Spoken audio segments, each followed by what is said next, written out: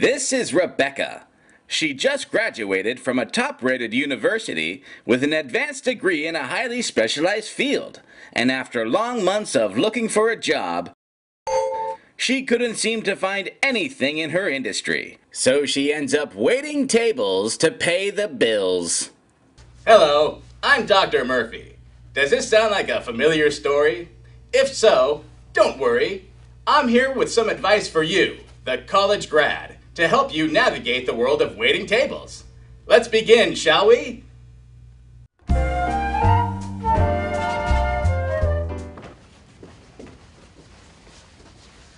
We've hired these professional actors to help us with our demonstration today.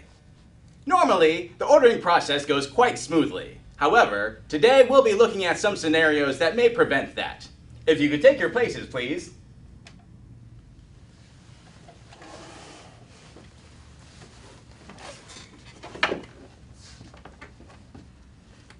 Excellent! I'll be observing from over there. Now, what's that? What? My left? Where, here? No. Where? Here? Come on! Here? Okay. Now, once the customers have found their seats, your first task is to greet them. Simply walk up and say hello. Go ahead, Rebecca. Give it a shot. Hi, how are you today? I'm starving. Can you give us a minute? We just sat down. Ooh, that wasn't very nice, was it? But don't worry, Rebecca. Oftentimes, when the customer first enters, they're coming off of a tough day or possibly could even be suffering from low blood sugar.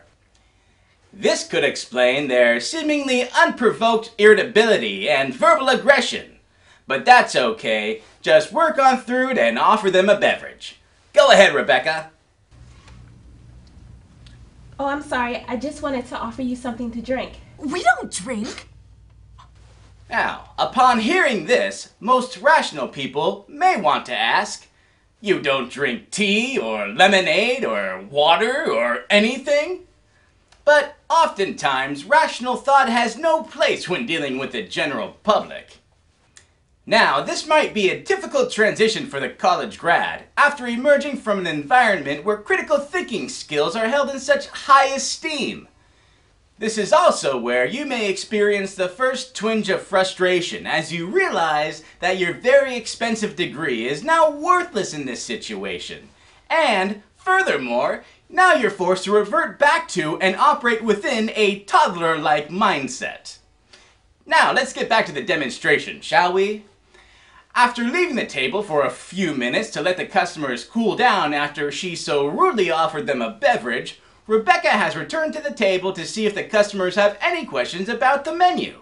Take it away, Rebecca. Geez, it's about time.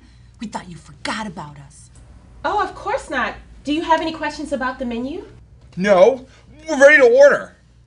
Terrific. What can I get you today? Oh! Is there anything on this menu that's not deep fried? I don't see a Caesar salad. Do you have a Caesar salad? Well, we have Where's fish? I'm hungry for fish. They don't have fish. Why don't you have fish? Well, today's fresh fish I option. want prime rib. Do you have prime rib? So you don't have fish? Ugh.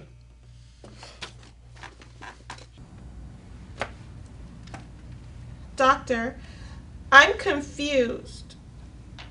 Oh, really? What seems to be the problem? Well, I asked them if they had any questions and they said no. Yes? Then, when I asked them if they were ready to order, they started asking me all of these questions. And it seems as if they didn't even look at their menus yet.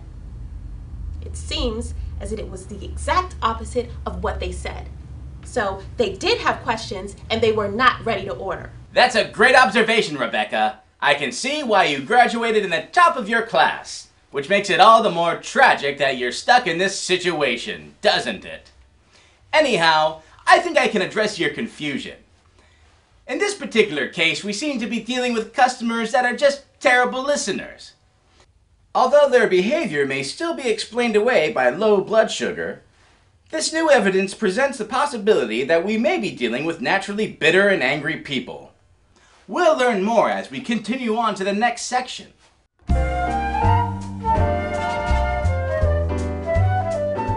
Now that Rebecca has been able to extract the necessary information to place the order, it looks like the food is ready to be served. Are you ready, Rebecca? Looking good, Rebecca.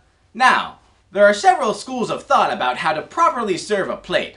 However, the most important aspect is to make sure you make eye contact with the customers as you do so. This reassures them that you haven't laced their food with arsenic or LSD or rat poison or anything else that may kill them. Why don't you go ahead and give it a shot?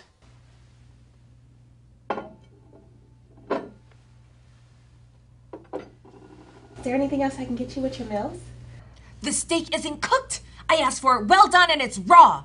Why didn't you tell them how I wanted it? I'm sorry, ma'am. I can assure you I asked for it to be well done. Young lady, you can't bullshit a bullshitter. You told him to cook it raw! Doctor, I don't know exactly what is going on here, but I think that man just accused me of being a liar. He sure did, Rebecca. And this leads us right into step 3.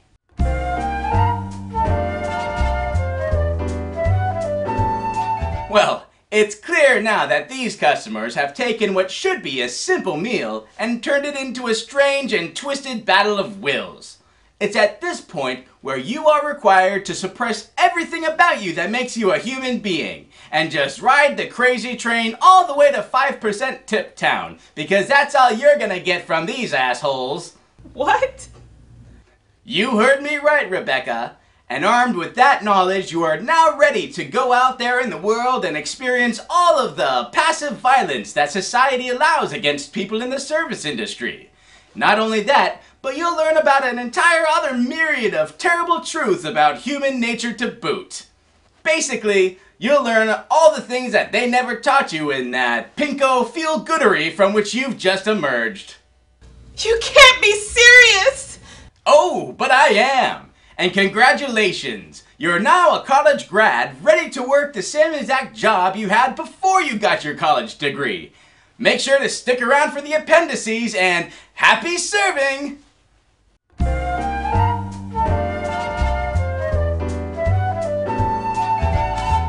Welcome to Appendix A, Advanced Serving Technique. Now once you've achieved a certain level of proficiency with serving the plate, it may be time to start exploring some more advanced techniques. Although there is a wide range of possibilities, focusing on both extremes of the spectrum will work best for our purposes. Rebecca, are you ready? I sure am, Doctor. Uh-oh. There seems to be a problem. Oh, really? What is it? There's no room on the table for the plate. Let's take a look. Willikers, you're right. Try saying excuse me. This may get the customer to help you. Excuse me. Wow, what a Herculean effort. Thanks a lot for your help, ma'am. Well, Rebecca, it looks like you're going to have to employ what we call the bulldozer. The bulldozer is the most straightforward and no-nonsense technique in the advanced serving spectrum. This technique relies heavily on eye contact. Simply lock eyes with the customer, then bulldoze the plate over any of the obstacles that might be in your way. Go ahead and give it a try. But Doctor, what if I knock something over? A halfway sincere oops should do the trick. Go ahead and give it a shot. Oops. Wow, that really works. Great job, Rebecca. Moving on.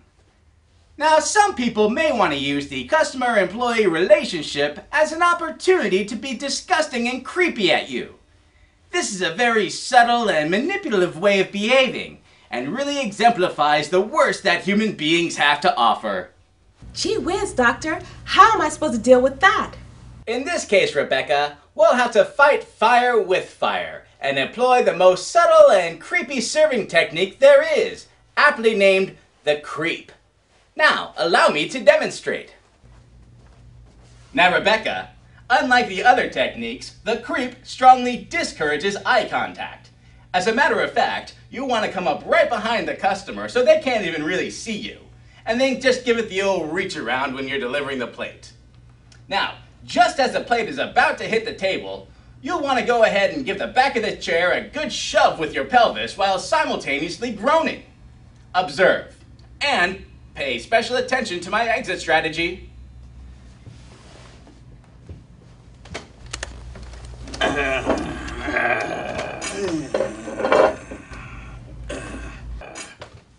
Put it in your mouth. Now, at this point, the customer may demand eye contact. It is okay to comply, but just make sure that you don't show any signs of emotion. Yuck. That is creepy.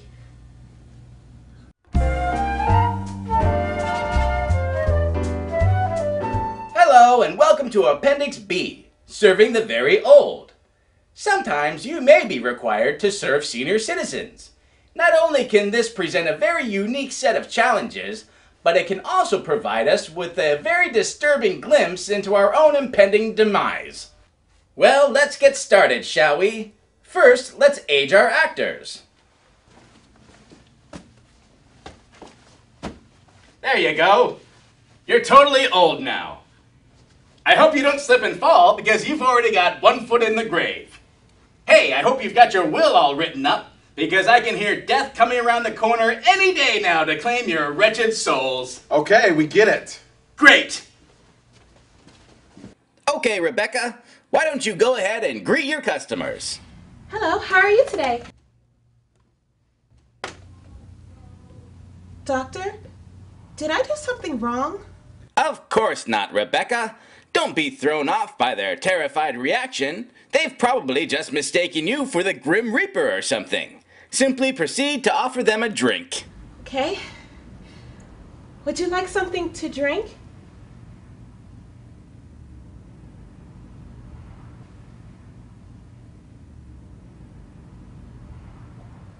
Doctor?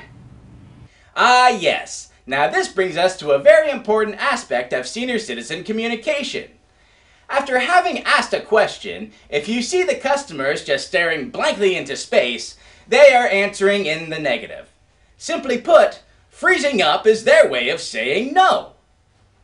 Also, generally speaking, old people don't have the slightest clue as to what the hell you're even talking about. All they know is that they either do or do not want it. I suppose self-preservation instincts take over once the rational mind has completely deteriorated. Well, that's good to know. Please, God, take me now!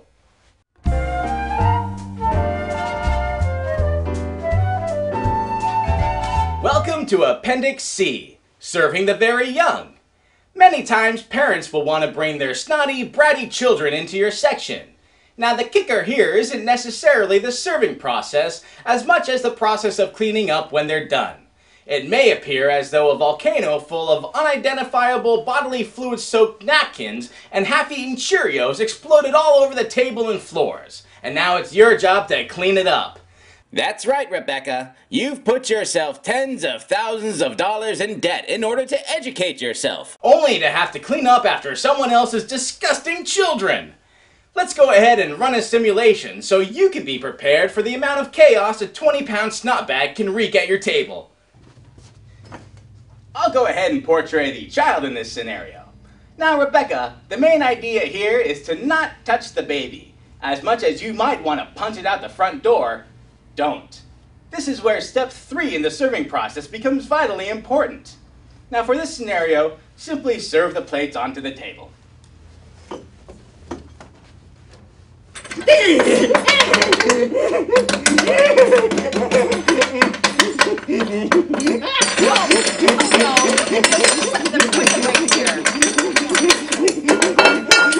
what took this so long? That looks gross. I don't want this. I don't want it. I don't want it. He's finding his food order. Run around. Oh, a little faster, faster.